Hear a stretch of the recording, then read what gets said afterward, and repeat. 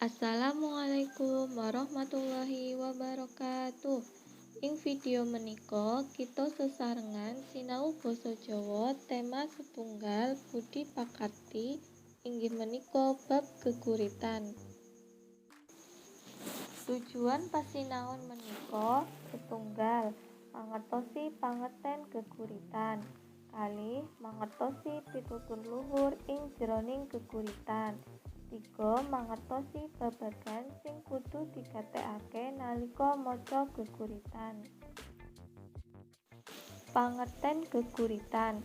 Geguritan ing mata pelajaran bahasa Indonesia iku padha karo puisi. Geguritan asale saka tembung gurit kang tegese karangan, kidung utawa tembang. Geguritan utawa puisi Jawa iki kalebu kasusastran gagrag anyar.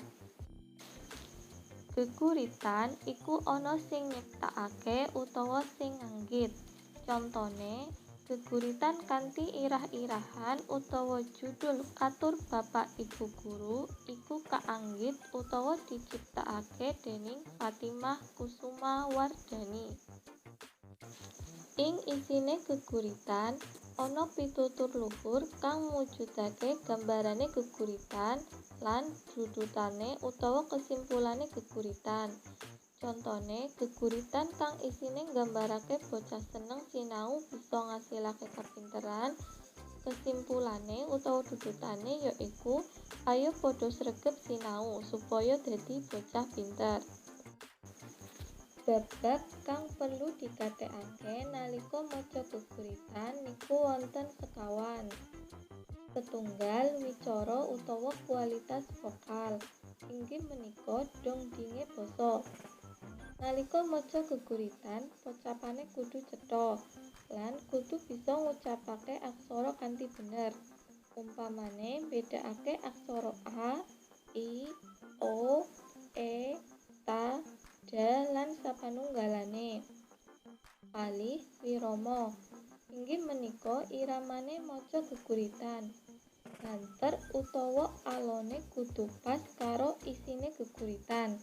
Tulodone, geguritan kanthi tema perjuangan, pamacane kudu semangat. Beda yen maca geguritan isine bab nandang susah lan kasmaran, pamacane kudu luwih alon. 3. Wirasa. Inggih menika penjiwaan. Nalika maca kudu trep karo isining geguritan. Umpamane nesu, seneng, sedih, lan sapanunggalane. Sekawan wiraga. Inggih menika ekspresi utawa mimik. Obahing badan lan polatan kudu luwes, ora kaku, prasaja, lan ora keton lamun digawe-gawe. Matur nuwun. Wassalamualaikum warahmatullahi wabarakatuh.